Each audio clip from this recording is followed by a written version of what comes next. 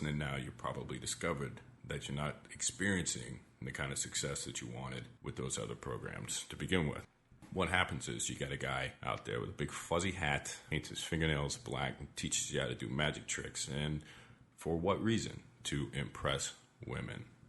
And that's all fine and dandy, but that's not going to work for a guy in the flyover states living in Clinton, Iowa. He's not going to paint his fingernails. He just wants to get laid. There's another guy out there to teach you to be cocky with women and try to use comedy to impress them. And that's a good way to get a woman's attention, but it's a fake because you will eventually be outed.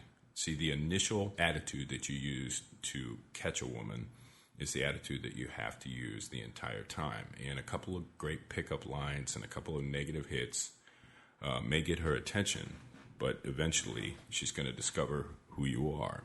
It's like putting a new coat of paint on an old clunker. You know, hey, that car looks great. And you get inside and you drive it and it's still an old clunker. What you need is a complete overhaul of your mindset and your attitude. There's another guy, teach you speech patterns, which basically breaks down to hypnosis. And how desperate do you have to hypnotize a woman to be with you? And some of you might be saying, hey, I'm pretty desperate. That's why I'm buying these CDs. Well, let me tell you something. The same thing applies here. Even if you are able to successfully use speech patterns to trick a woman into being with you, you're eventually going to run out of speech patterns and lines. Or if you are able to successfully hypnotize her, what's going to happen? She's eventually going to come out of her trance and, again, discover the old clunker under the paint job. So this is a program that works. It's all about the attitude. Get the attitude, get the women.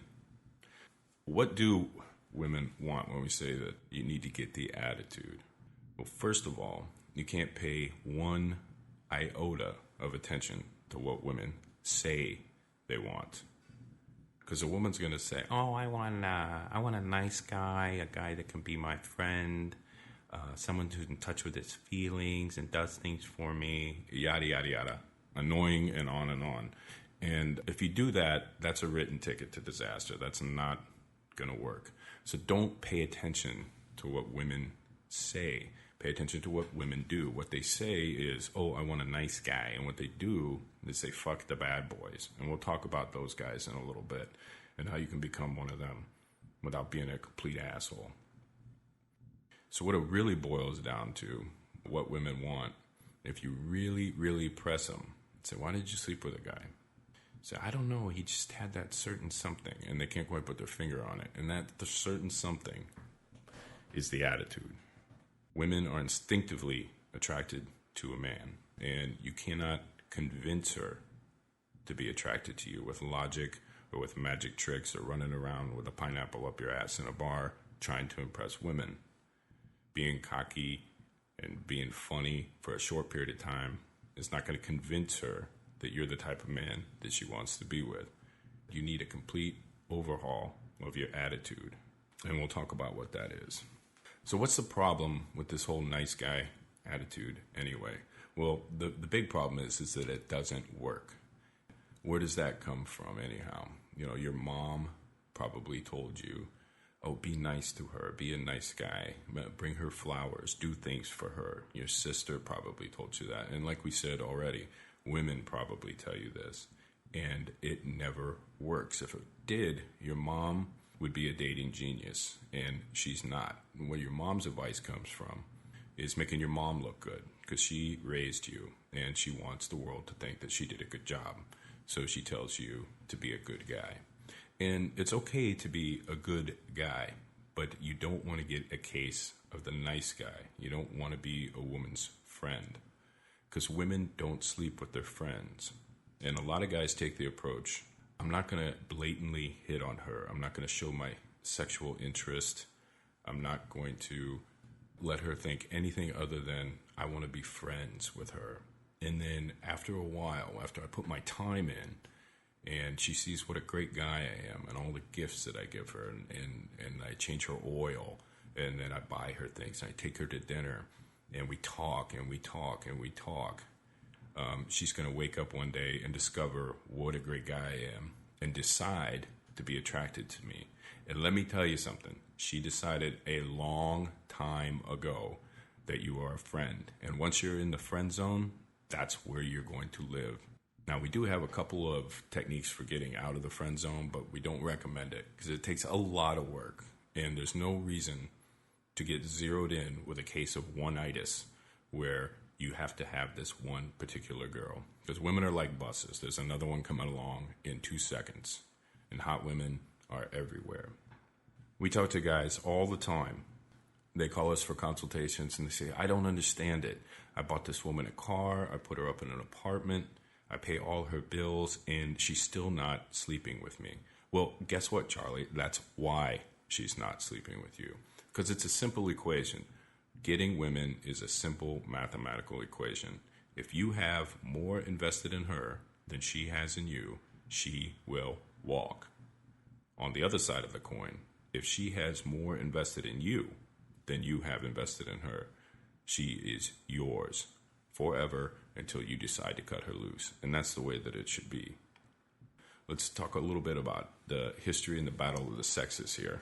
And up until recently, men have decidedly won the battle of the sexes. Hey, we're bigger, we're stronger, and we're smarter than women are. But in the last, I would say 50 years or so, maybe the last 100 years, all of a sudden, men are losing. And we're losing big time, except for maybe like 5% of the men out there. Because 5% of the men are sleeping with 90% of the women. And the tragic part of that is 95% of the men are not. We need to get that 95% jammed into that 5%, turn that whole thing around. See, men are very visual. We see a woman and right away we can be attracted to her. Never talked to her, never said anything to her. She's done nothing to impress us other than stand there and look hot. And that's the way that we're wired. That's the way that we work. Since the beginning of time, the male of the species is programmed to want to propagate his seed into as many females as possible. And that's a good thing. That's your drive. And you need to accept that drive and embrace it. Okay? When you feel like you want to be with a woman, that's okay.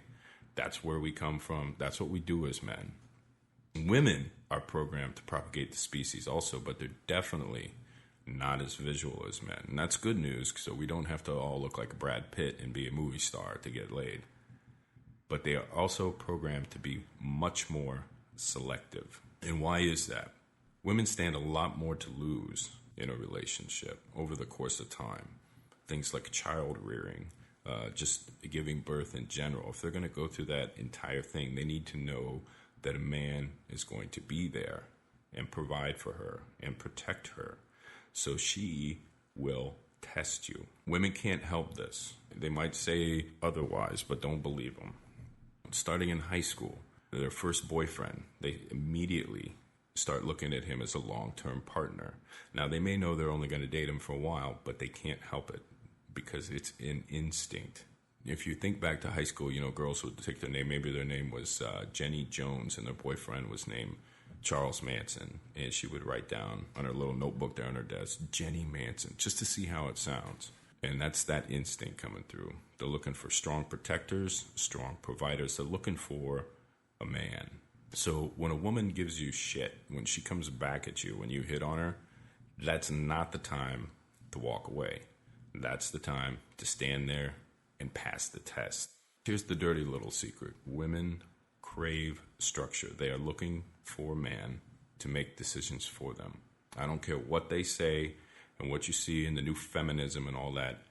Women can't help it. They want a man to make decisions. Women will get into more and more and bigger trouble the more a man lets her run around rampant with no structure, no guidelines. It's just like with kids. We've lost control of our kids these days.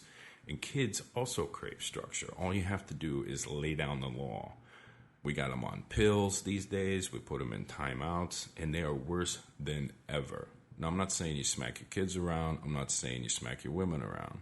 But just the possibility of that happening keeps them in line. kids may be upset. Women may be upset that you told them no, but they're going to love you even more. And that's what you need to do. You need to start laying down the law. We were talking about being a nice guy and why this doesn't work. To see if you have a case of being a nice guy, you need to ask yourself some questions. Let me ask you this. Have you ever been worried about what a woman thinks about you? Here's another one. Have you ever wondered, does she like me? Is she thinking about me? Have you ever changed your life, your lifestyle, or your habits for a woman, only to have her leave you anyway? Now, you can admit some of those. Maybe worse, you're admitting them all. Here's a couple more. Have you ever caught yourself wondering, where is she? What's she doing? I wonder who she's doing it with. Quick story. I'm on a date with this woman. She's buying me a cup of coffee, and we're having a great time. We're having a great conversation, and her phone rings. And she ignores it, and we continue to talk, and her phone rings again. So she picks it up, sets it on vibrate, and sets it back down on the table. And then the phone starts vibrating. So finally, she opens the phone and looks at it. And she rolls her eyes and says, oh, it's my stalker. She turns her telephone off and throws it in her purse and gets back to paying attention to me. Well, it turns out this guy is texting her, where are you? What are you doing? 3, 4, 5 times in the half hour that I'm sitting there with her. And we were laughing. And she said, what a jerk off this guy is. Can you imagine? She's sitting there about to go home with me, and some guy is in his apartment on his phone texting her, where are you? What are you doing? What a turnoff. We don't want to be that guy. Better you be the guy banging her brains out. There's another question. Are you now, or have you ever been, afraid to approach a woman and ask for a date? Do you practice the right thing to say before you make a phone call to her? Do you rehearse conversations that you think you might have with her? Here's a couple more that I want you to think about. Have you ever worried about saying the wrong thing to her for fear that she might leave? Do you frequently end up in the friend zone with a woman? And the last question I want you to ask yourself. Do you take women on dates and you pay for everything and buy them presents, and the only thing that you get is a peck on the cheek? You're not getting laid. If you have to rewind and re-ask yourself all those questions, because if you're answering yes to any or all of those questions, you got a problem. We have a problem, Whitney Houston. It's an attitude problem, and it's based on all the misinformation that men are getting regarding what women want. It's not a nice guy.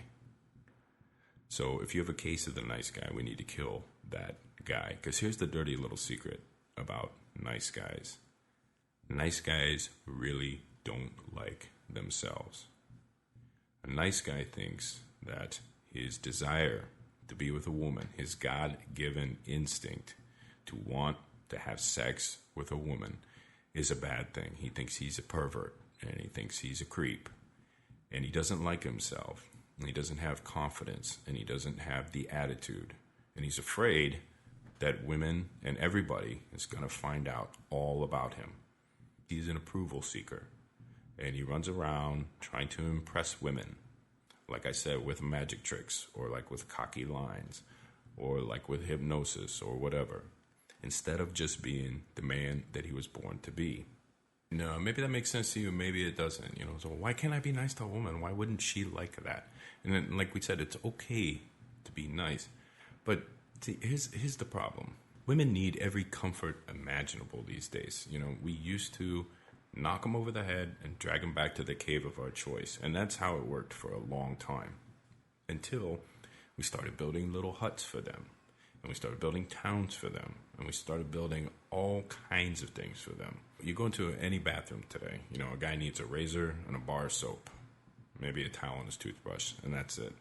Women need 3 drawers of shit, 2 shelves, a closet full of crap, and that's just to take a dump. They can't even wipe their ass with toilet paper. They got to have these special little sanitary wet wipes and all this other stuff. All this crap that we've done for them over the years, modern conveniences to make life easier for women, was a big mistake. because it's turned us into nice guys doing things to make the lives of our women easier. Just like with buying her gifts, taking her to dinner, whatever you do for her is never enough. Women don't appreciate it. And that brings us back to the equation. The more you have invested in her, the more she's going to walk. She has to have more invested in this than you. The easier that you make it on her, and the easier that men in general and society has made it on them, the less they think they need a man. So women don't appreciate anything. The more you give them, the more they want. And you know it's true because despite what we've been told about women by the media, the endless articles celebrating how wonderful everything without a penis is, and the mindless yakety yak of new feminism, women, just like men, haven't changed one iota since we came out of the trees. Because it may go against everything that you think, and a lot of dating and dominating is counterintuitive, but women do not like to be catered to. Take it to the bank, not deep down inside. A man who caters to a woman is showing his weakness. And then to that primitive inner mind of the female, if a guy isn't repaying a woman's idiotic demands with the back of his hand, he's a wimp. He's a pussy, and he's not getting her pussy. And there's no helping this. They can't help it. Our instincts are in place, and there's nothing that we can do about it. And that's why these women go for these bad boys. Why, when there's a guy willing to drool all over himself, shine her shoes, cook her meals, kiss her ass, do they dump him for some jobless drug addict who beats them all the time? Because they're all deep down inside searching for someone to dominate them. And if you don't believe it, then send the CDs back, because the rest of this is not going to make any sense to you. So it's plain and simple. It's the natural way of things for men to be in charge, for men to dominate all situations between a man and a woman. When a man isn't dominating a woman, telling her what to do, giving her boundaries and guidelines, she will get herself into worse and worse trouble, like we said. She will lash out with ridiculous behavior. That is until a right-thinking man comes along and lays down the law, and that's going to be you. Now, whether or not you think it's a man's rightful place to dominate a woman, you must admit that at least you think it's possible. Otherwise, you wouldn't be listening. It's just that willingness to believe that I want you to think about right now. All you have to do now is believe that it's not only possible, but it's right and proper for such. And you must believe this. And like I said, or send this stuff back, because it won't be worth a damn. So to make all these techniques work that we're going to teach you, you have to believe in them. And to believe in them, you have to believe in yourself. You must understand from this point on, you are the man. So check between your legs. You have all the equipment, correct? Now, the equipment doesn't necessarily make you a man. It just makes you male. But being male is 90% of being a man, and the rest is what that 95% of men who aren't sleeping with women are missing, and that is the attitude. And the attitude has to be this: I'm the man, and the man is in charge. Say it. I am the man, and the man is in charge. God damn it. And what does this mean? If you're a man, basically, the reason you're listening is because you want to get laid, and you want to get laid often, and not by those women willing to give you some sort of fling or those skanky leftovers that are desperate enough to surrender their chastity to you. But you want the women that you want, like the one you see every day at work, the goddess who sits next to you in class, the gorgeous waitress you see every day at the place you've been having lunch for the last 2 weeks. The chick that you see in the bar, or the chick behind the bar, or this girl walking down the street. There are women everywhere. Every day that you leave the house, you're likely to see a woman that you want. And you're not going to get her by being a nice guy and just hanging around and hanging around. You know, you have to fuck that shit. You can't think like that anymore. That shit ends today, because seduction is a nasty business, and it's you getting what you want at any cost. And it's not you ponying up your cash to go sit in some restaurant every day just to have the waitress come over and say hi to you while you try to work up the nerve to ask her out. Not gonna work. Stop it. You're a man, goddammit. So you came here and you're looking for advice on how to get laid, right? You're looking to discover how to get all the women you want, all of them, every piece of ass that catches your eye. Not only be able to bed them, but then to make them do whatever you want for as long as you want, right? Well, don't sweat it. Nothing could be easier. From now on, you're in training. Let's get the attitude. So the big part of the attitude has to be rethinking everything that we know, because in the last 100 years or so, and more recently, there's this idea that women want to be a man's equal. And the message is that they want men to be sensitive, metrosexual, even submissive. And it turns out it isn't so much about women being manlier, but about men being more womanly. And you go to any movie today that pounds it into our heads that this nice guy, the fat guy, or the misunderstood guy will somehow get the girl in the end. I mean, turn on the TV, inexplicably, the big goofy guy on a sitcom. Think of any of them. This big fat guy always has a slim, pretty wife. And the message that we're getting is that cracking a few jokes, buying some flowers on Valentine's Day, and having a closet full of big bowling shirts makes up for being an overweight doofus with no idea how to attract a woman. They say, oh, he has a heart of gold and she loves him for him. In the movies, the general storyline we've been fed is that being a sweet, sensitive, approval-seeking wuss bag, the woman will sooner or later realize that you're the guy for her. And the message that we get is somehow she's going to keep track of all your good deeds, tally them up a month later, and come to the conclusion that she's attracted to you. And brother, what a crock of shit, because guys do this all the time and it never works, ever. And the truth is that women don't work this way, and desire and passion and attraction don't work this way. She cannot decide that she has desire and attraction for you. She either does or she doesn't, and it's your job to have the right attitude and be the type of man women are attracted to instinctively from the get-go. If she has to take weeks and months to figure it out, it's already way too late. So what's happening is that men have figured out how to start and keep all these platonic relationships with the misguided hope that they will lead to a romantic relationship. And platonic relationships don't lead to romance. In fact, they have the exact opposite effect on her. If anything, she's going to further cement you into the platonic friend zone. And the more you rack up acts of kindness and being friends, the further down that path you're going to go. And you don't want to go down that path. Gary says it all the time. If men knew the truth about women, they'd be much bolder. We wouldn't be seeking their approval. Like, I wonder if she likes me.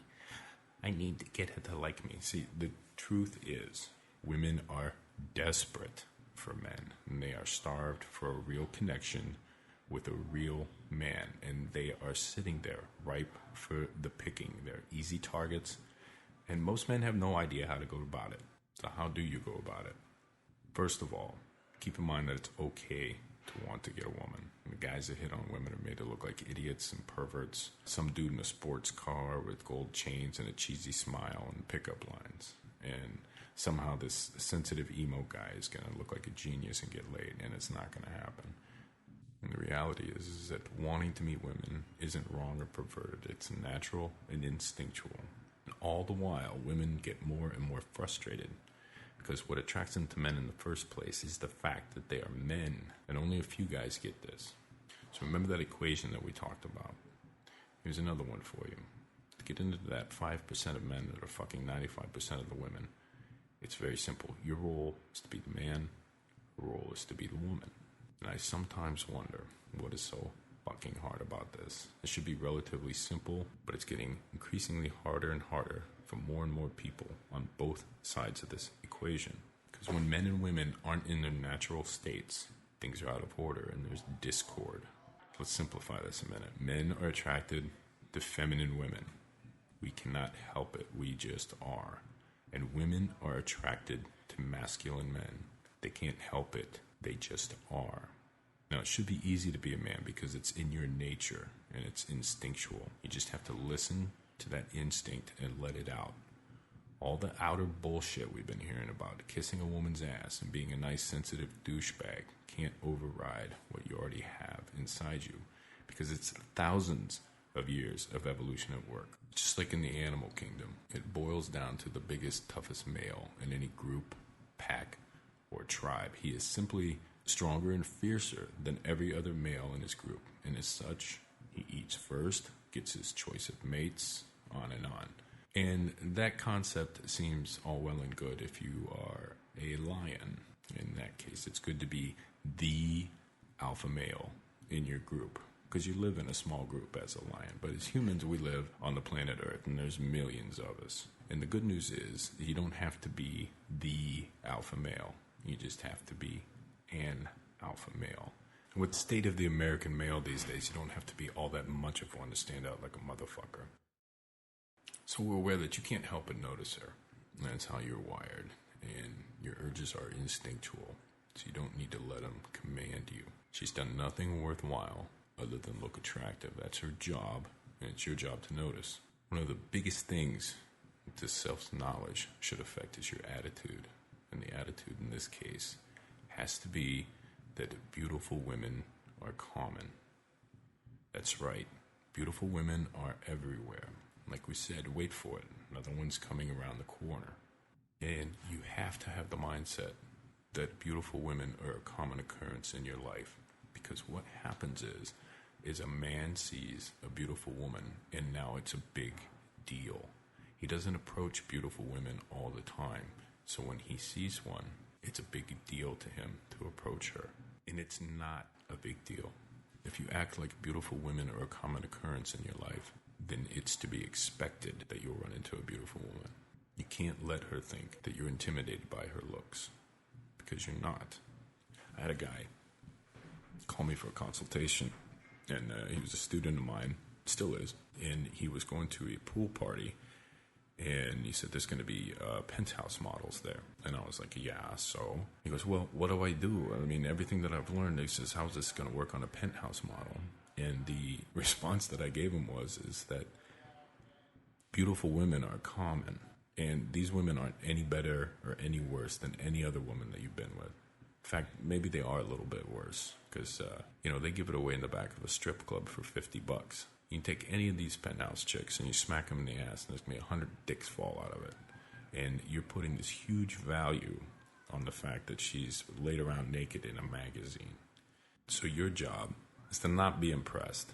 Because if you think about it, every woman is a used car salesman. Her pussy is that used car. And what happens when you drive a used car or any car off the lot? Right, the value goes down immediately. And this woman wants to sell you the idea of her pussy without even letting you take a test drive. You're supposed to kiss her ass and charm her and do all these things to get into her pants, and you haven't even seen it. I mean, you wouldn't walk onto a used car lot with a bunch of cash in hand, acting all excited about everything that has a steering wheel, and tell the car salesman, man, I'm really ready to buy a car today. Let's go. And then jump into the first one that you see and take off. That would be suicide. And it's the same thing with these women and their pussy. It's just a gash between their legs. Everybody has them. So I told him, I mean, if you go around acting like she's some big deal because she spread her legs in a magazine, you're not going to get anywhere with her. Just ignore them. They will come to you. A little bit more about attitude. What is this attitude? Think back to the movie Star Wars. Princess Leia says, I love you. And Han Solo says, I know. That's what we're talking about. And what you're going to learn here is all the facets of attitude that make you successful with women and in other areas of your life. And attitude, by definition, is a position, either physical or mental. For example, an animal can assume a position, as in a threatening attitude, or you can have a mental position in regard to facts or a state of being, such as a helpful attitude or positive attitude. Attitude is also a state of readiness that facilitates a response in a characteristic way to people or situation. And you may have heard that having an attitude is also known as being cool or arrogant, like that guy has a real attitude. And all of the academic definitions of attitude are relevant to our discussion, especially that of having a position or a point of view. Like I said, we're going to change the way we look at things. And this is why this attitude is important. It's best put this way. You can have all the greatest pickup lines and gambits and techniques in the world, but if you don't have the proper attitude, they're worthless. That is a great pickup line. It's not going to turn you into a confident man that gets all the women. But a confident man can turn any line into one that gets all the women. And this attitude is inside you. It's like a dormant volcano, bubbling and brewing below the surface, just waiting to burst out. And, it's tragic, but most men will go their whole lives being frustrated and unhappy because they don't know how to let it out. Here's how. And the first thing that I want you to do is to think about everything that I'm about to tell you and whether or not you have these characteristics. You need to start acting like you do. In fact, you can and you should do this. Call it fake it until you make it. And you'll hear lots of these other so-called gurus and other pickup authors say that this is bullshit. And I'm telling you now, from experience in years of teaching it, it is a fucking gold mine. The premise is simple. If you've done the wrong things for years, you become that guy. If you start doing the right things, you will become that guy. And now Gary calls this approach acting as if, and I strongly recommend his act as if program. And have you ever heard this advice? If you want to be a millionaire, hang around with millionaires and do what they do. And this is the same thing. You're going to hang around with guys like us who know how to get laid and just do what we do. And you learn by doing. So start doing the right stuff. Because you can act your way into the right thinking, into the right attitude, but you can't think your way into right acting. So that is, we're going to tell you all these tools and everything that you've learned so far. Those are all thoughts. If you don't put them into play, they're not going to do you any good. So you must do exactly as we say. You can read it and learn about it, but to make it effective, you just have to do it. So one of the first big parts of this attitude that we're talking about is having some value. How many times have you seen or known a beautiful woman, maybe even one of your friends, was with some guy who doesn't treat her as nice as you would? And have you ever sit and listen to her complain about this jerk and how he treats her? And you listen and you understand, and then you're not able to get anywhere with her because she keeps going back to him again and again. And you know somebody that's had this problem. Maybe you have this problem. At the end of the day, the woman is simply attracted to this other guy, this jerk. And just because you don't think he's good for her, it doesn't mean that she feels that way.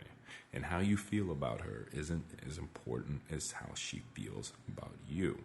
So it's what she feels that's important. Even if this jerk isn't a nice guy, she still wants to be around him. And why is that? He has something of value in her eyes. And if you or anyone caters to a woman's every need, tries to make everything right for her and be available for her all the time, it has this powerful effect on her. And you would think the effect would be that she would like you and have sex with you, value your friendship. But in reality, it has just the opposite effect. Because when you give your time, your attention, your money, effort, and everything else to a woman for free, she places zero value on it. And she quickly gets bored. And the message that you're sending is that you put no value on your time, your money, and yourself. And what do people do with things that have no value? That's right. We throw them away. Comedian Mitch Hedberg said, when a guy comes up to you on the street and hands you a flyer, what he's really saying is, hey, you throw this away for me. That might be funny, but it's also true. When people are giving it away on the street, it has no value. But if she has to work for it, if she has to really work hard to be with you, if she wants to try to change you because you're this jerk that she's in love with, then you have immense value. So how do you show your value to her? It's a several-fold thing. It's going to take a minute to explain, but then you'll have a clear understanding of what this attitude is and how to show it. The value that this jerk has is first and foremost, he values his time over hers. And this is something that you need to show. And the way you demonstrate this is by unavailability. So even if you aren't unavailable, this is a great chance to act as if you're not available. And here's the attitude. You fit her into your life when you have the time, not when she has the time. You can't jump at every chance to see her or be with her. You should tell her no once in a while, especially when she wants to see you. Not every time, but just once in a while. And this is going to have a powerful effect on her. She's going to be running around telling her girlfriends that, I wanted him to take me to the movies last Wednesday, but his poker game was too important to miss. Oh, my God. And that's what you want her to feel. Not that, I can get him to take me to the movies whenever I want. And you know what? She just ain't going to want anymore. So you don't have to be a dick or break every date, but you do have to value things about yourself. You should value things like your time, your money, and your wants and needs in general. Reverse the roles for a second. If she was forever changing plans and hard to get a hold of, you'd try even harder to be with her. Remember that whatever you have, if you're giving it away, it has no value.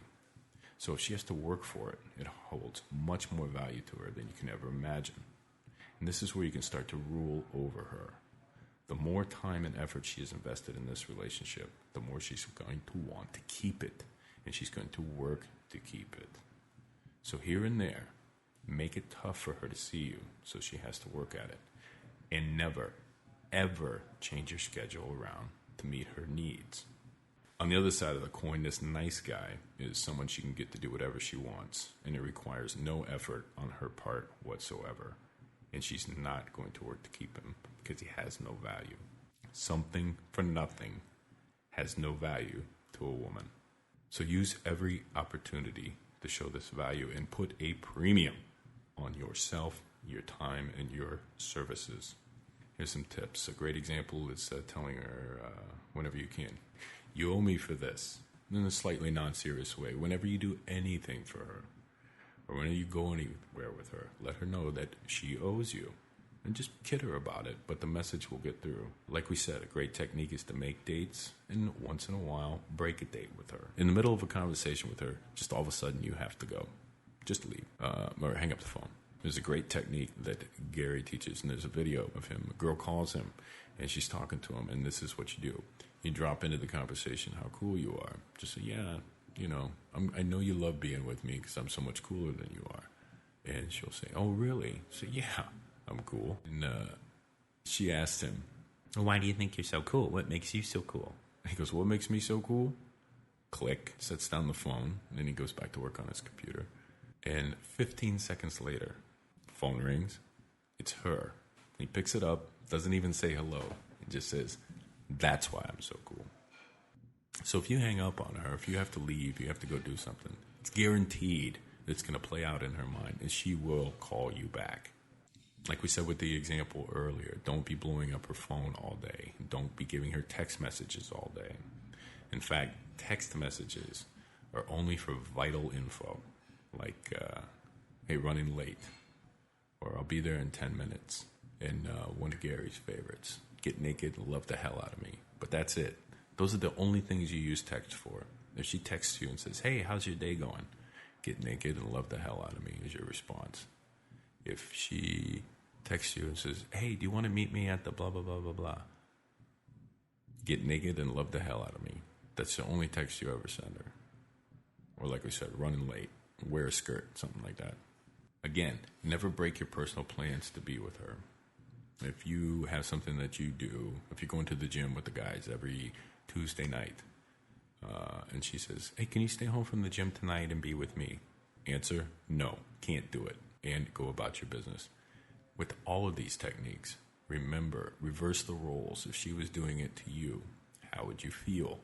And that is exactly how it's going to make her feel, only times 10, because women are emotional creatures, and they feel everything. They love drama, and they're going to blow it up in their mind to a much bigger deal than it is.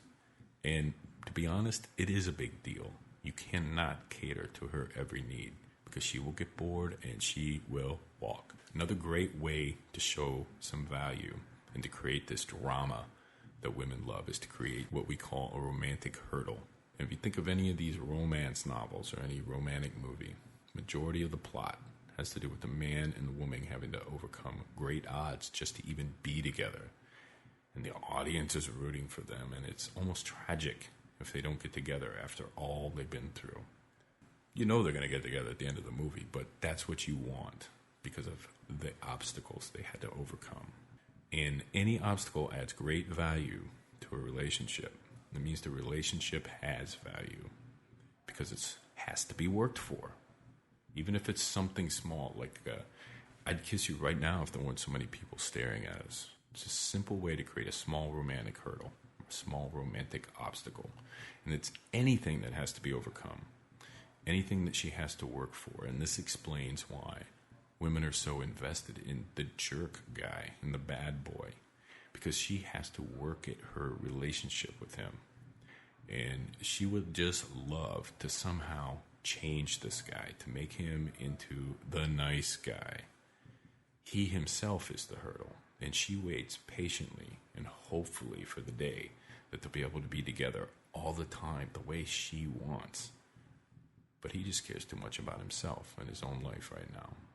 Or he's too busy with his projects or his passions or his band. And in the meantime, she keeps sleeping with him when he says so. See, women secretly hope they'll be the one to reel you in. And if you jump into the boat, she has nothing to work for, and she will walk. This technique of creating the hurdle and making yourself the hurdle not only works on everyday women, this works on every woman. In fact, the more beautiful, sexy, and successful they are, the more susceptible they are to value obstacles and attitude.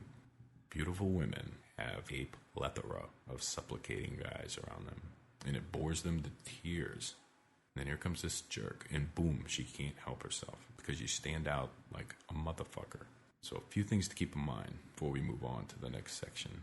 The non-value guy gives it away when he says, "Can I buy you a drink?" But a high-value man makes her work for it, and he doesn't buy her a drink, even if she asks for one. No, I don't buy drinks for women, especially women I just met. You can buy me one, though. Tell her, if you're nice, maybe I'll return the favor. And a non-value guy makes things boring when he says stuff like, "I wish I could kiss you." But the high-value guy creates this romantic obstacle when he says, "I'd kiss you right here and now if it weren't for all these people." So you get the idea.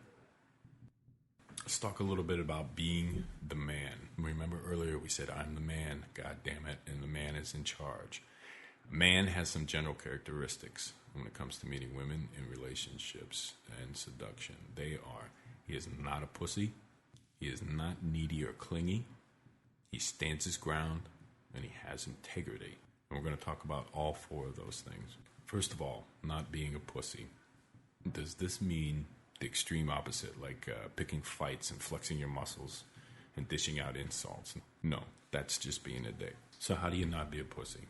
First of all, realize that she has being a woman part of the relationship covered, so it's not your job to be the woman. And she doesn't need you to be her girlfriend. She has girls for that. So the first action that you take is to change your attitude. You're not trying to be her friend. You're trying to be her man. And if you act like her friend, she'll put you in the friend zone quicker than shit, which means no kissing, no dating, no getting laid, just frustration. So it is of utmost importance to never become what I would call a woman's therapist. And that means listening to her bitch and moan and complain. And that is being a pussy. Now, she may have some guy who listens to all her problems, sympathizes with her, that sensitive guy who's not fucking her. And the reason that the sensitive guy acts like a pussy and doesn't get to fuck her is because every time she starts a conversation that's going down the friend path, he fails to redirect it. Anytime something comes up, like she wants to bitch and complain and moan, that is a friend conversation, you just redirect it. No friend zone, always direct down the lover zone. Act like a man who is her lover, not like a guy who is her friend. One of the best ways to do this, don't be a woman's therapist. So ask yourself, is this a friend conversation? Then simply tell her, I'm not going to have this conversation. I like to say, whoa, wait a second. I'd love to listen to this story, but I charge $200 an hour for therapy, and I didn't even bring my couch. And just smile, redirect the conversation. She starts bitching and complaining and says, "Sorry to interrupt. Do I look like one of your girlfriends?" And when she says, "No," then say, "Don't treat me like one." It sounds harsh. It isn't. It is, however, very powerful, and it's very manly. It's very matter of fact, and it sets boundaries. Like I said, women need to be corralled in. And on the outside chance that you lose her over something like this, like you tell her, "I'm not going to listen to this shit," it's much better for you to lose her than wasting your time and going down this friend road anyway, or being with someone who's going to bitch and complain all the time.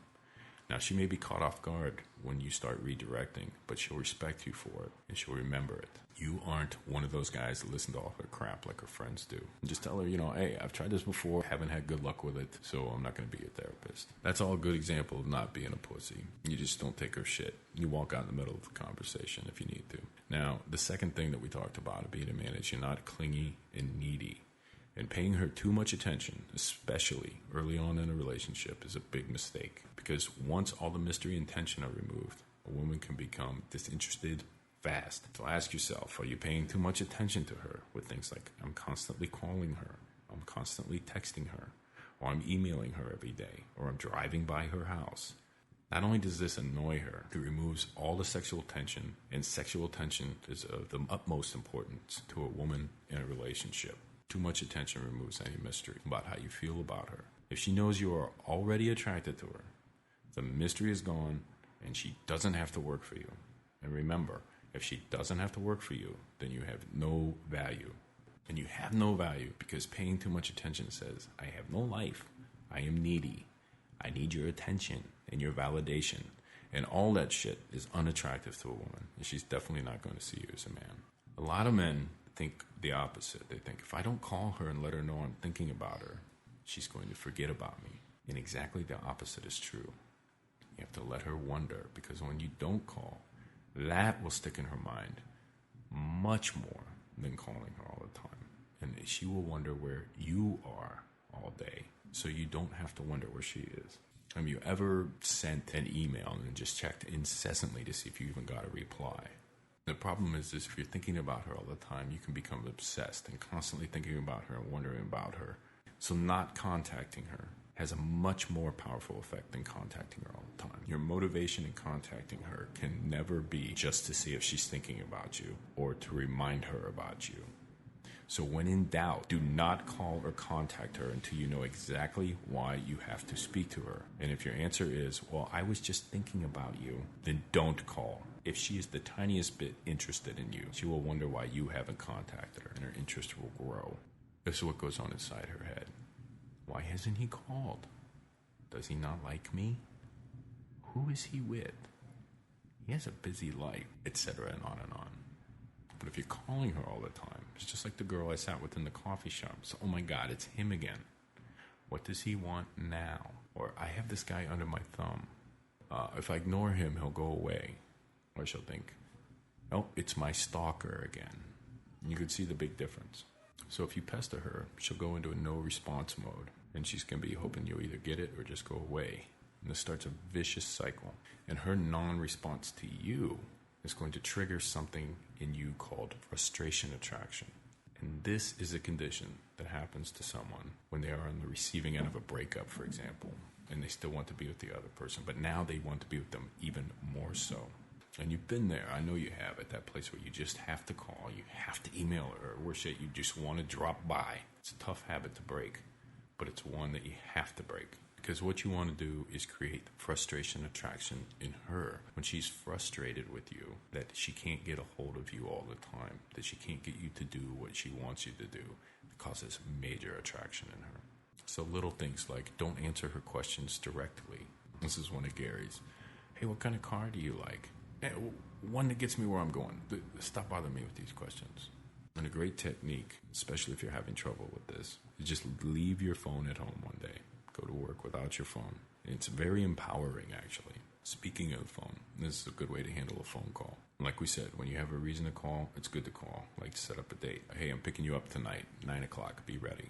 Regardless of why you call, sometimes you're going to get a voicemail. And it's important to do what we call keeping served, so you don't get into this position of obsessing and waiting for her to call you back. You always leave a message. It's always brief. Bring. Hi, this is Cynthia. I'm getting my nails done. Please leave me a message. You say, hey, it's me. It looks like I missed you. I'll try you again later. Click. This is a great move, and it's what we call keeping the serve, because you're not going to be waiting around for her to call you back. You said, hey, I'll try you later. The best part is you didn't say something like, hey, give me a call, or please call, or I hope you call me back. Because if you do that, it's disaster. When you say, I hope you call me back, or some variation of that, now she feels obligated to call you. And she's not motivated to call you because you're acting needy and clingy. And the worst part is now you're waiting for that call to come. And what happens? Frustration attraction sets in on you, and you'll want to pick up the phone and call her again. And a woman builds up instant contempt for someone who is this needy. She doesn't want to feel like she has some sort of obligation to call you back because, like you hope that she will. That's not a good reason for her to call. And even though you said, yeah, I'll call you back or I'll try you later, doesn't mean she's not going to call you. Chances are she will anyway. However it turns out, you kept the serve, so you're in charge. And if anybody's waiting, it's her. You said, I'll call you again later. And now she's waiting for your call. So we talked about not being a pussy and not being clingy and needy. And when you do things that are pussy-like, when you do things that are clingy and needy, it means you are a pussy. It means you are clingy and needy. So what you want to do is think about the block of marble with the statue of David inside. That statue has always been there. Michelangelo just removed all the excess marble and revealed the statue. So what I mean by that is by not doing certain things, you start to become less clingy, less needy, and less of a pussy. And you start to become more secure, more confident, and you act like the man that's inside you, and you don't appear weak. Now remember, we said act as if and fake it till you make it. And here's some tips to help you act the part until you can become the part. Do not ever ask her if she likes you. You can think it, but don't say it, ever. It's an instant attraction killer. Also a very good way to appear insecure. A big turnoff. When you're out with her, don't ever ask her if she's having a good time. Or don't ever ask her, is this okay with you, or is that okay with you? Because the more you ask her, for example, are you okay? The more she asks herself that same thing. And the more she thinks, hey, am I okay? Am I really having fun? And the more likely she'll be to think that she's not. So just tell her, hey, you're doing all right. This is great. Remember, women want a man to tell them what to do. Don't ever apologize for yourself, for your actions, or for your opinions. Now, a lot of guys will shy away from bold statements or from disagreeing with her. And she'll respect you for calling her on her bullshit. So don't ever change your opinion to please her. Now, don't ever make yourself the butt of a joke, although humor is a good thing to have with women because you can feed into one of her most powerful emotional feelings. She'll feel good being around you if you can make her laugh, but never at your own expense. No self-deprecating humor. Also, be a decision maker in all things. If she ever says, where do you want to go? Make sure you know and answer quickly. Women love a man who can make decisions and then stick to it. Even if it's the littlest thing, you can still show it. For example, what are you drinking? Coffee, black. Just know, even if you order the wrong thing, it's important to make a clean, crisp decision. This will have a powerful effect on her. Another way to show that you're cool, not a pussy, and not clingy and needy, is to just sit back and relax, especially when you're out with her. Let this whole game come to you, because when you are pursuing her, she will feel it. And when things seem like they may take a turn that you don't like, or the conversation has an uncomfortable silence, just sit back, relax, and you know what happens? Everything gets easier because you're not concerned about every little thing that you say and every little thing that you do, and this will come off in your attitude. So enjoy those uncomfortable silences in a conversation because they create tension and they create drama, and these are things a woman loves. And don't worry, she'll break the silence. Just smile. The next part, being a man, is standing your ground. Standing your ground means when you first meet someone, it can seem really nice and even exciting to spend lots of time with her right out of the box. Like skipping your workout or missing your band practice or whatever it is. And it seems innocent enough to think, I can make this one concession for her. And it's not innocent enough. It's a big mistake, especially if she already knows about your routine and your schedule. And it's even worse if she asks you to change it for her and you do. So if she asks you to skip your poker game this week so you can do this thing or that thing with her, you have to say no. Otherwise, you are relinquishing major control and starting down the road of losing your identity. And trust me on this one, don't worry about what she'll think or say because it's going to be in your favor. It's not only okay to say no, it's good for both of you because you keep your identity and she knows she can't control you. Now, she may act like she doesn't like to be told no, but as we've discussed, pay attention to what she does, not what she says.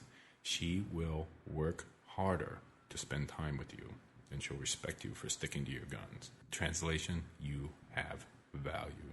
So if you want to be in control of her, you can't let her dictate or think she can dictate when and where you are. She has to have the impression that your life and your schedule are more important than her. So don't worry, she will stick around. And you don't have to be mean, and you don't have to say sorry. Just say no to her. Because she's not going to leave because you said no.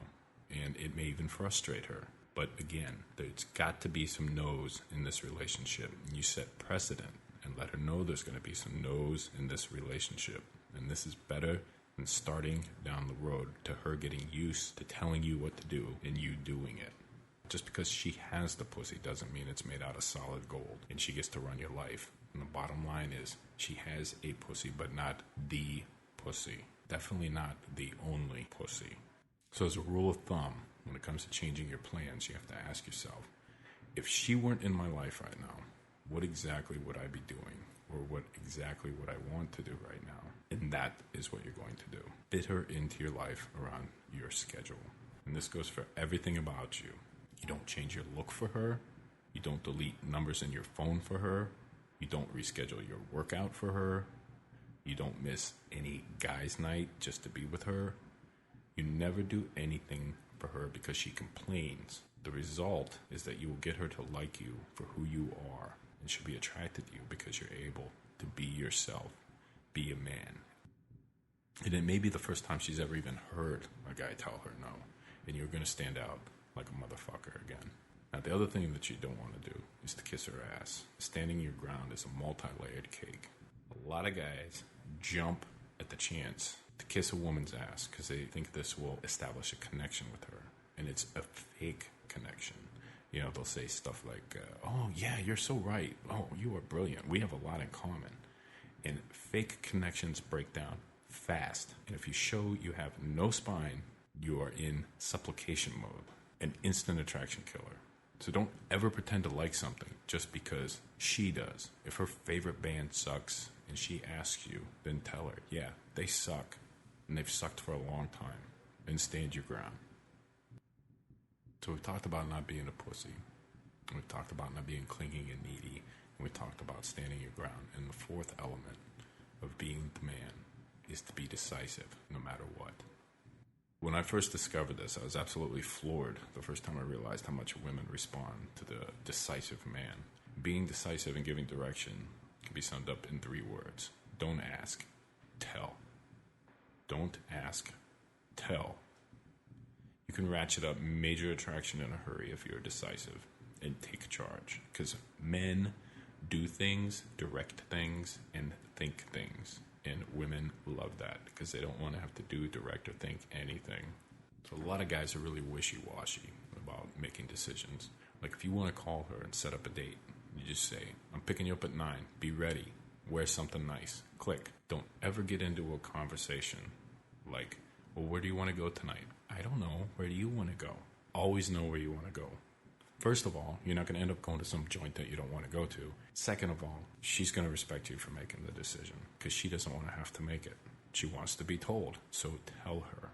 Here's some great phrases that can demonstrate your take charge and decision-making attitude. Things like, join me. You'll love this. Let's go.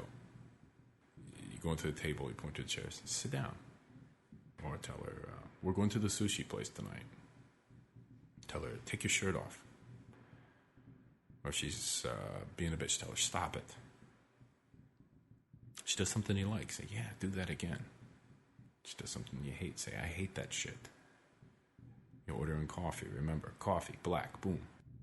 And you pick her up, and wherever you're going, you say, yeah, get in the car, shut the door. Add commands whenever you can. Roll your window down. Directing her the entire time. Where are we going? I told you where we're going. We're going to the steakhouse. You always know where you're going. When you get there, it's cool to pull out a chair. It's even cooler to say, sit down, or sit right here. You're not going to get an argument because she's going to sit anyway. Giving her the command, sit down, sets a precedent, and that is, you direct, she does. So get her used to that. You're in the bar. You say, let's get a drink. You say, let's go over here. Be decisive. Direct her. Make decisions. Now, this may seem like a small thing, but it has a huge impact. especially when you're first meeting her. It may be the only chance you get to make a decision or to direct her. So get as many of those in there as you can. You have to show her early on that you're capable of making crisp decisions for yourself and, by inference, for her in everything that you do. Even in the littlest thing, it must be consistent, creates an impression, and then it becomes a habit for you and for her. You direct, she does. You call the shots. So you're not being a pussy, you're not being clingy and needy, you're standing your ground, and you're leading and directing, and you have to have integrity. It's a good word. Look it up. It's an even better quality to have. And integrity simply means you're not compromising yourself in any way to please someone. And it's also backing up what you say with action. Good buddy of mine came up to me, and we were hanging out with the guys recently, and he said he had this problem with several women that he was dating. He said his problem was that at least 2 of the women that he was dating were starting to find out about each other.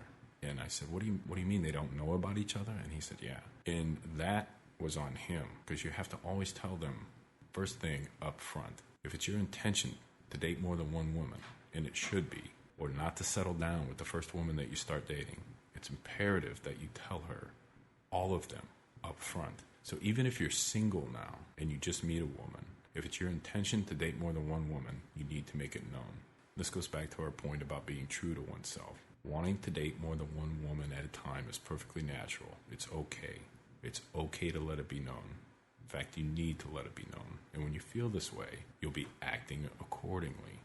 When you meet another woman that you'd like to date, you'll know to act on it because you know this about yourself. You know you want to date more than one woman. So it's not only true, it's out in the open. And you set the expectation with her right out of the box. I usually say something like, hey, I'm dating around a little bit and I'm not looking to settle down right now, but I could see myself doing that with the right woman. This is simple and this is direct, and she knows. If for some reason she's not into that and you lose her, that's okay, because you're not going to be compromising yourself. You're not going to be lying to her and lying to yourself. I love to throw in, but I could see myself doing that with the right woman. There's that romantic obstacle, that hurdle, that thing that she has to work for. So 9 times out of 10, she's going to say, oh yeah, that's cool. Now that you know the basics of the attitude, we're going to get into the list of things that make you the man with the attitude that women cannot resist. The kind of man that women will chase after. We're going to share a list of techniques and moves that you can use, even if you have to fake it till you make it. And remember, we learn by doing, and years of doing the wrong things may have become what you are. So to undo it, you need to start doing the right things. So in every day and in every way, you can be the type of man that women are attracted to and show it in all the little details. Here's a list of traits and techniques and moves that you can and should employ whenever possible until they become part of who you are. And every one of these principles are very powerful techniques and will have women at your mercy. So use them whenever you can. Here's a small one, but a simple one and a powerful one. You always drive. When you go somewhere with her, you drive. Always. Even if you take her car. Say, yeah, give me the keys, I'll drive. How feminine does it look when you see some dude in the passenger seat with a woman driving? The answer is very feminine. Number 2, don't argue with her. Arguing is what women do. You can never use logic to refute her argument or any of her claims, because this will never work with a woman. They're emotional creatures. They don't understand logic. So do not take her shit. When she starts down the path of arguing, you just tell her, I'm not having this conversation, and leave. If she starts in on a list of things that are wrong with you, you can't have that conversation. The minute you start defending yourself, you become more feminized, and it makes her list legitimate. Whenever someone defends themselves against an accusation, it gives it power and makes it real. So don't focus on it. Don't put up with it. Just say, conversation's over. I have to go now. Next time you see her, she wants to know why the hell you left. Say, I didn't want to have that conversation. You actually seemed a little bit upset. I wanted to give you time to get yourself together. Number 3 goes along with number 2. Always keep your cool. You have to learn how to not blow up at her or with her. If she sees that she can shake you or get you to lose your cool, she'll know instantly that she can control you. But the minute she finds out that she can't break you down and get you to lose your cool, she'll know she can't control you and she'll stop trying. So don't raise your voice, don't throw stuff, don't slam doors. Just think about Clint Eastwood in those gunslinger movies. He just kind of furrows his brow, gives a stern, almost confused look, like, what the hell are you talking about? Number 4, you cannot eat her bitch list. She starts in with anything that is, well, you know what's wrong with you? Like I said, leave the room, leave the restaurant, leave the club, wherever you are. You don't need to explain yourself. You never take it. You should always leave immediately. Number 5, let the game come to you. On a date or when meeting a woman, learn to accept and enjoy those uncomfortable silences by just smiling and leaning back and relaxing. You don't need to fill up the void. She will do that for you. When you aren't pressing, everything gets easier. Number 6, always decide. You make the decisions. You show this by making quick, crisp decisions and never deferring to her. When she says, where do you want to go? You never say, I don't know. Always know. You're the man, you decide. So you don't necessarily care what she thinks. If you get asked something and you don't know your answer right that second, just say, yeah, I'll tell you in a minute, and let her wait. Number 7, tell her, don't ask her. You tell her you are going out. You don't ask her out. You never want to ask, would you like to go out with me?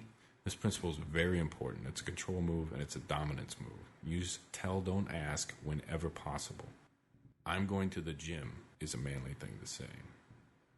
Do you mind if I go to the gym now? Is a fast track to not getting laid. Number 8, get her phone number and call her. Most guys don't know how to get phone numbers. And basically all you have to do is tell her, give me your number.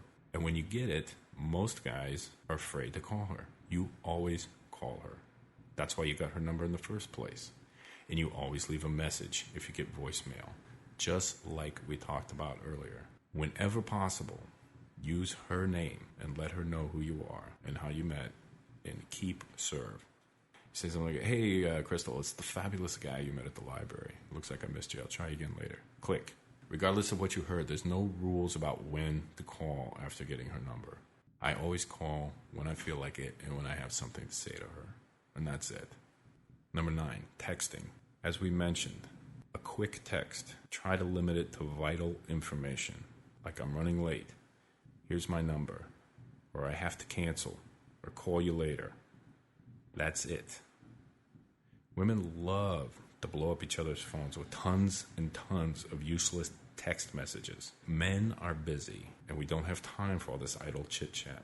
Just the facts, like, get undressed for me soon. Whenever she writes you back, don't respond, at least right away. And when you do, it's just the facts.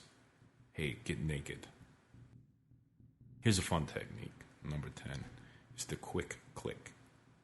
Right in the middle of a conversation on the phone, interrupt her and say, oh, hey, I gotta run. Talk to you later. Bye. And then hang up. And you don't have to do this every time, but do this once in a while. And why? Because you are busy. You have shit to do. Now reverse the roles for a second. Let's say you're chatting away with some chick and she abruptly hangs up.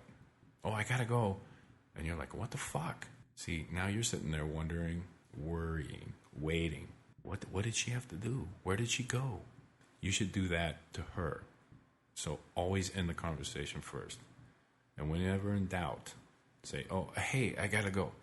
Call you later. Click. Number 11, don't over-inform her. For example, I'm going out. And when she says, so where are you going with? Or who are you going with? Just say, you ask a lot of questions and ignore the request. If she presses, you just say, it's really none of your business now, is it? So I don't ask you where you're going all the time, do I? And you shouldn't. She'll automatically think you're out with another woman, even if you aren't. And it doesn't matter because you didn't tell her one way or the other. And this helps you keep a casual relationship casual. Now, your wife may have some business knowing where you are, but the girl that you have sex with once a week has no business knowing where you are. So don't offer up unsolicited information about yourself, which leads us to number 12, being the mystery man. As mentioned in the previous technique, Don't overinform her by dishing out info that she doesn't ask for. You're not having a job interview. And don't answer every question about yourself to her. Let her wonder. Because the mystery will hook her. The drama machine inside every woman's head will make you out to be way more interesting than you could possibly ever be anyway. When in doubt, just tell her, I don't really like to talk about that. Like if she asks about that scar on the back of your head or something. And if she starts in with basic info, like, what do you do for a living? Where are you from? Just say, man, what is this, a job interview? And then always suggest something cool to talk about. Ask her, so what are you passionate about? Number 13 is not paying for dates, especially a first date. There's a whole section in my book, The Dating Attitude, of how to do this. But the basic attitude is you're not a woman's wallet. Don't try to demonstrate to her that you are her wallet. And especially on a first date, you don't want to pay. You just tell her to join you. Say, I'm going to the sushi place tomorrow. You should join me. It'll be great. And she'll say, yeah, sure, I'll go. And if you're good, maybe I'll even treat you next time. Let her know right up front. It's not like she's not going to go. Gary likes to ask a woman at the table, got a credit card? Yeah, good. Here's the bill. And just hand it to her. Let her invest more than you're investing. And don't try to buy her affections. Number 14 is an extension of number 13. You can have a creative date that doesn't cost a goddamn thing. And a creative date is going to like a cool used clothing store and have her trying on stuff for you. Don't buy her anything. Have her buy you something. Go from there to a bookstore and just do some browsing. You go to an art gallery or a car show. Whatever you do, don't go to dinner and a movie. It's an instant attraction killer. Women are bored with that and it costs you money. And here's a tip. Having multiple things to do, having multiple activities in mind will help you do what we call time shifting. And what this does is it fast forwards comfort and familiarity with her. She'll feel much more comfortable with you. When she thinks back on her time with you, it's not going to be you sat at a table all night with this table between you talking about what you do for a living. She's going to think multiple memories of you in multiple locations. And it'll give the impression that she's known you longer than she has. Number 15, hold off on buying her gifts. Gifts like flowers, clothes, dinners, all that stuff. These are the exclusive privilege of women you are already sleeping with. So never show up at a casual meeting with flowers or gifts. Once you're sleeping with her, what you get her is up to you. But she has to know that she doesn't get anything out of you until she's sleeping with you. Number 16, be unavailable. So how do you do this? Don't answer every call that you get from her. Don't answer every text, as we've already talked about. Don't answer every email. And don't go everywhere with her whenever she suggests it. You just have to tell her that you're busy and suggest another time and another date.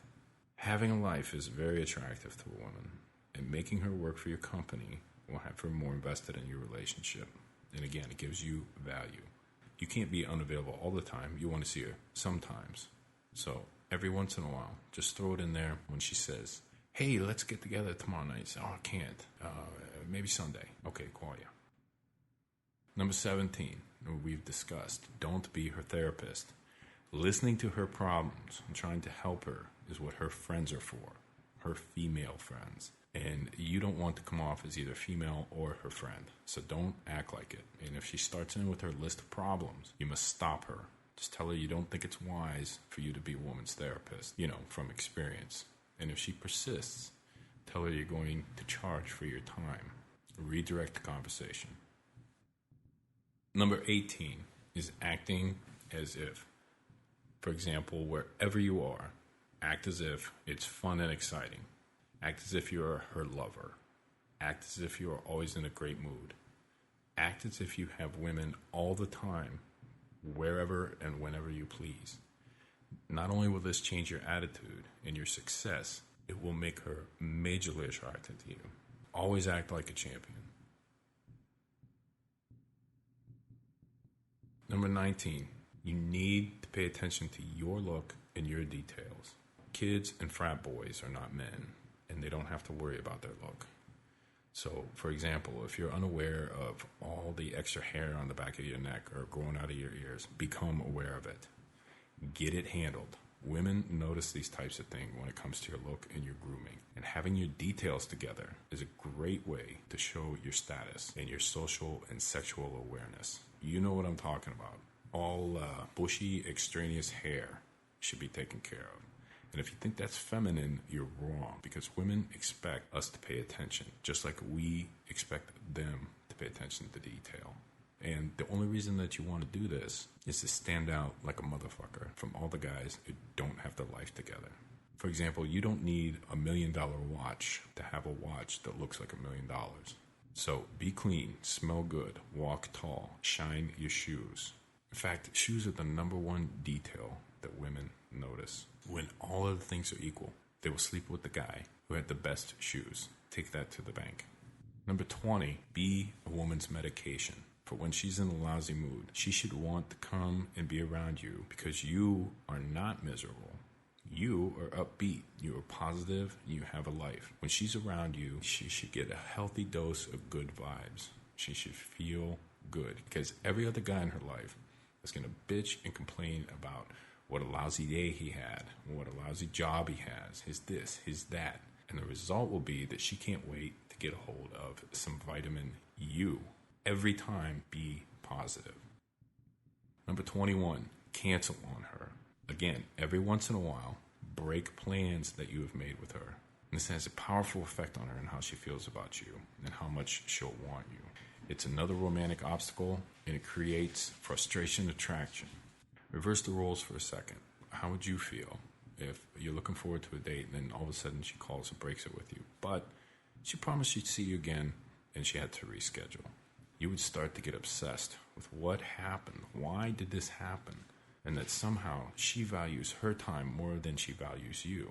You somehow have to get her interested more. This is the same thing that will happen to her, only like we said, times 10. The drama machine and her emotions will crank it up. It will happen to her, so do it. I know it sounds counterintuitive, but most of the proper dating attitude is. Often, the opposite action is the right one. Number 22, if you don't want a girlfriend, then don't treat her like a girlfriend. So if you call her more than once or twice a week, if you see her more than once or twice a week, if she has stuff that she keeps at your house, you, my friend, have a girlfriend.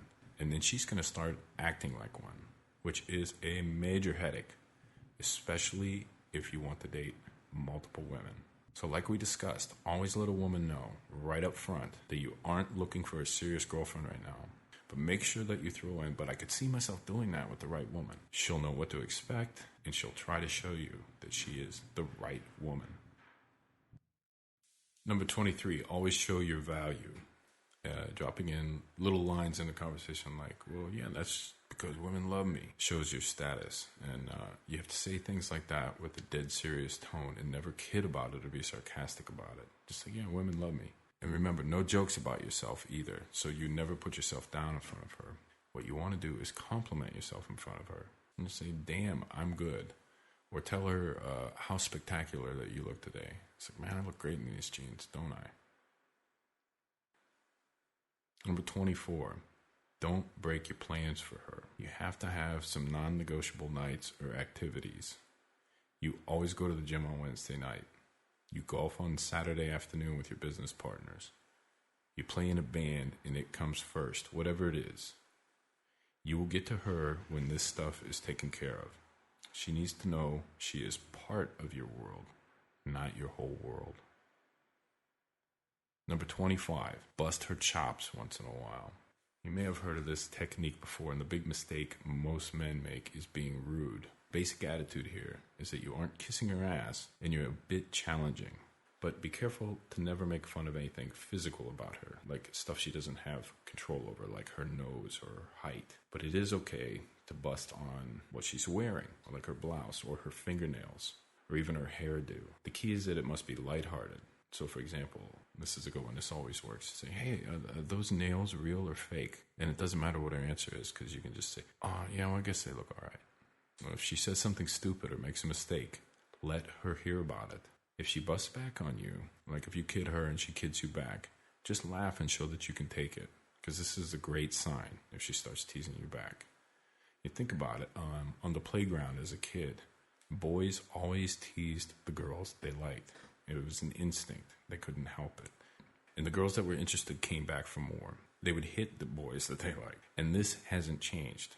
And one last thing, if she ever apologizes for something little, just let her know that she owes you for that. Oh, sorry I'm late. Yeah, well, you owe me. Number 26, kiss me. A great move to use anytime is to just lean in, tap your finger on the side of your cheek. And this is directing her to kiss you on the cheek. 99 times out of 100, any woman will go ahead and do it. You direct her, she does it. It's a good way to initiate a quick kiss with someone you just met. Let her kiss you on the cheek. It's a great way to start off a get-to-know-you date that you set up with her. If you're sitting on the couch with her for the first time, just say you're watching TV, get up, go somewhere, but right before you leave, turn around, lean down, and kiss her on the forehead. And then go do whatever you had to do. And you will be making out in no time. I use this one all the time with women I've just met and come to my place for the first time. Number 27, speaking of coming to your place for the first time, undress her. And what I mean by that is an awesome move is to have her, when she comes to your place, take her shoes off the instant she walks into your place for a couple of reasons. First, she's going to instantly be much more comfortable and relaxed. She'll feel more at home. Now remember, her instincts are to find a man who makes her feel secure, and this will help her feel comfy and secure around you. But second, and this is more important, you are subtly telling her to undress for you, and she is doing it. So she's coming to your house for the first time, and then you open the door, do the little point to your cheek, have her kiss you, and then just say, hey, I only got one rule here. Shoes off inside. You're on your way. You've already kissed her. She's already undressing. Number 28, turn the game around. Intentionally misinterpret things she says and does as if she's hitting on you. This is great for women that you've just met. Act like you are on your guard against her.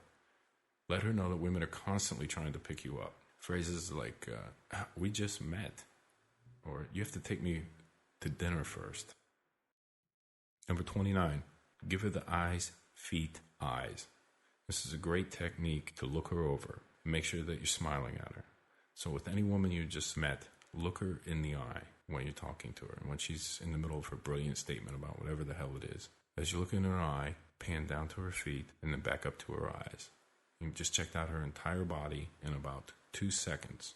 This has an amazing effect on her. Women love this. I test this move in the field all the time. Sometimes I'll demonstrate it to some guys who are asking me how to pick up women, and I'll just stop the conversation and I'll ask her, hey, did you see me just check you out? And she was like, yeah, I loved it. And the reason they love it is because they work hard to look good for us, and they want us to notice, but they don't want us to stand there and stare at their tits when they're trying to talk to us. Number 30, this is a quick one. Sade's Greatest Hits is the best make-out and get-it-on music ever. I don't know why, but women love it. I've had woman after woman say to me, oh my God, I love this. How did you know I loved Sade? Hey, I just knew. All women do. One of the things I want to finish up with is a lot of men don't know how to approach a woman. And to be able to use a lot of these techniques, you have to have a woman interested in you in the first place. And there is the greatest pickup line on the planet. It's not some magic line that hypnotizes a woman to want to say, take me to bed immediately. Because think about it. If this magic line existed, I would tell you what it is. The CD would be 10 seconds long, and I would be rich because it works every time. Now, every situation is different, but in general, there is one great pickup line, and it is to walk directly up to a woman and say, hi, my name is JD, or whatever your name is. You might do all right telling her that you're me, though. And see, this approach will completely disarm practically any woman that you'll ever find. And it's not going to get you laid on the spot, but only the worst kind of bitch is going to do anything but introduce herself back. After all, this is kind of like a societal thing. If it's a social setting like a bar, a gym, a park, the vegetable aisle in the supermarket, whatever, it's a nice, safe setting, and you are a nice, safe guy. So contact has been made. She knows your face. She knows your smile because you smiled at her. She knows you're interested because you gave her the eyes, feet, eyes. And she knows you don't drool and act like an idiot whenever you see a woman.